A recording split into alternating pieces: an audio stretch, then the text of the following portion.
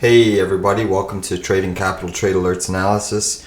Congratulations to everybody that executed all of the three winners that we closed today. It's always great to bank profits on a Monday, especially as we have a lot of economic data coming out this week.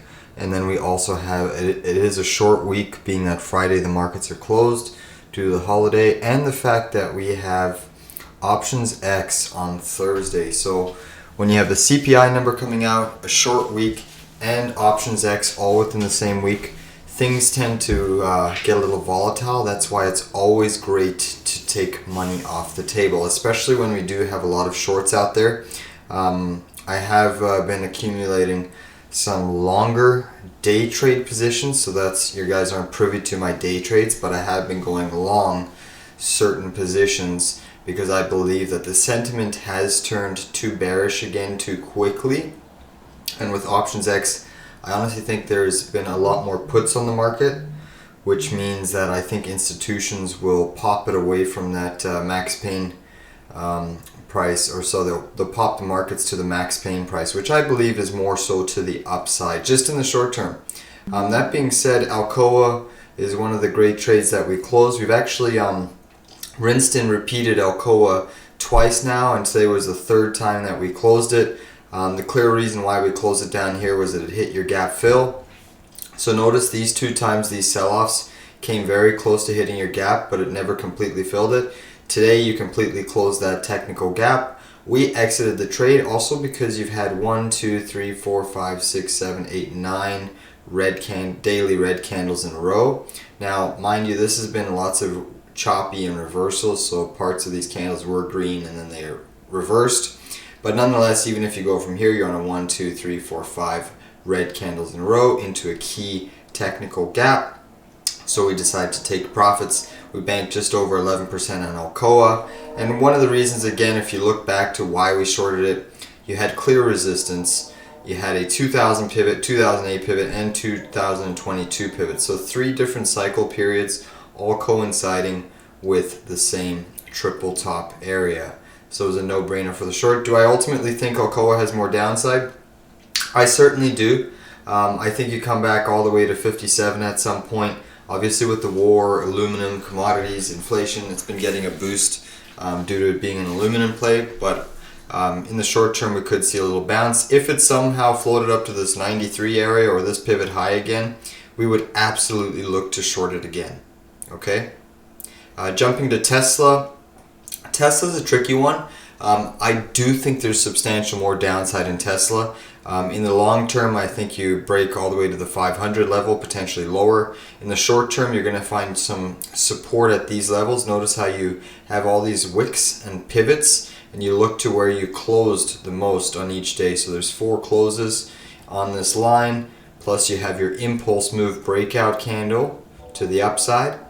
But now that you're approaching this area, plus it's Options X, there's 2 key technical gaps, one at 1025 and another at 1091. The institutions could pop this stock up at any means. It is one of the institutional and retail favorites to play. Very liquid.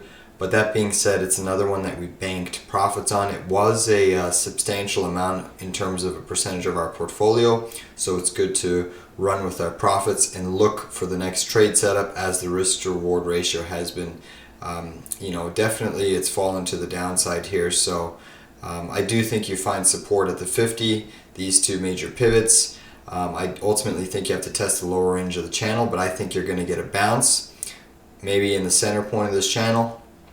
And then we'll look to reshort it if we fill some key technical gaps to the upside. So once it goes back up to this 1025, I'll absolutely looking to be reshorting Tesla. If it goes all the way back up to 1091, 100% we'll be pulling the trigger on an add, and anything higher we'll also look to continue to accumulate a longer short position.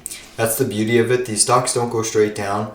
Although we have seen immense selling pressure as of late, there will be bounces along the way, especially with this volatility. So it's beautiful to lock in profits, and sometimes you often get to rinse and repeat your trades where you get to short it at a higher level and basically watch it fall again, and you're just maximizing the volatility. That's what trading is all about. UNG. So UNG's been a tricky one for us. It's definitely extended. You can't argue about that. So this yellow line was the previous all-time high close, and this red line was the previous all-time high wick. Not the all-time high, but the all-time high in the 2019 cycle. Obviously, natural gas has been substantially higher before, but nonetheless, when you look at this move and it's going straight up, this degree of angle is really getting overstretched. So naturally, you should have some sort of mean reversion event. If you simply threw on the 50-day moving average, notice how we're getting to this upper end of this curl here. So as the price falls and meets this 50-day, it should have a mean reversion back to this 50-day, which would significantly put us in the money from that position. You know, a 25% drop potentially to fill this technical gap, meet with the 50-day. That could happen over the course of 2 to 3 or 4 days. Natural gas really falls if it starts having selling pressure behind it. Right now the buying pressure is immense, but to keep this vertical nature move continuing is very difficult to do. You have to have new money inflowing, you have to have big money, and it's very difficult to sustain that type of move for long periods of time. I mean, just simply looking at the monthly, it does look like you've gone straight up vertical.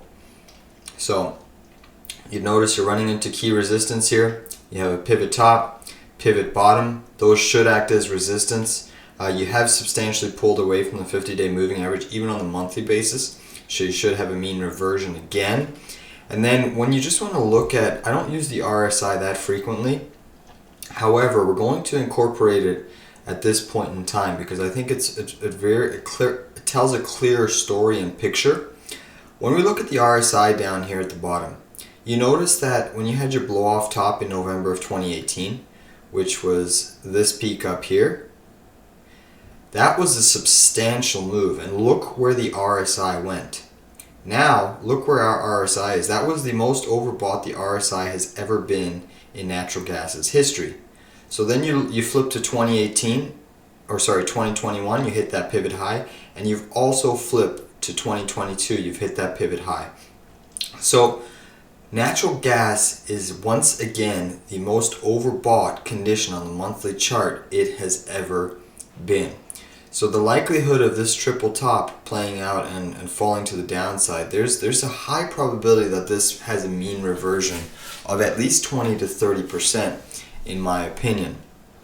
The fact that we are entering a climate change period where the natural gas seasonality is swinging to the downside, less demand, and we're also entering a period of, I believe, economic declining growth, you should naturally see some sort of pullback. Now, this type of blow off top, this happened in 2018 near the end of the rate hike cycle.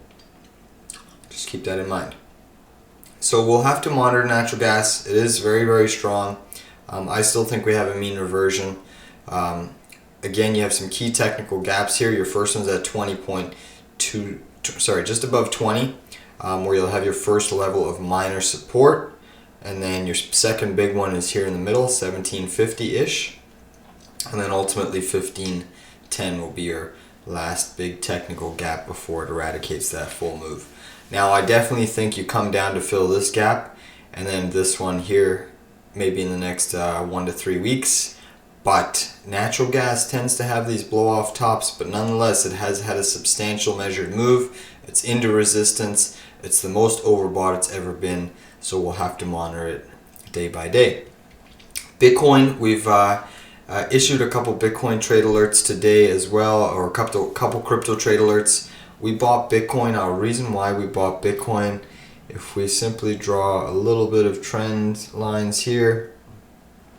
Oh, let me just get my cursor working.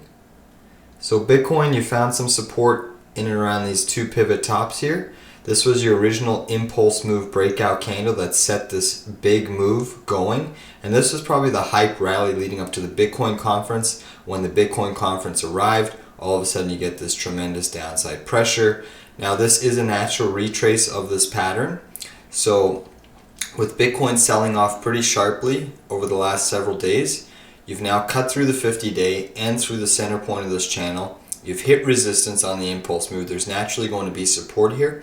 I think you could have a simple, quick bounce back up to the 50-day moving average.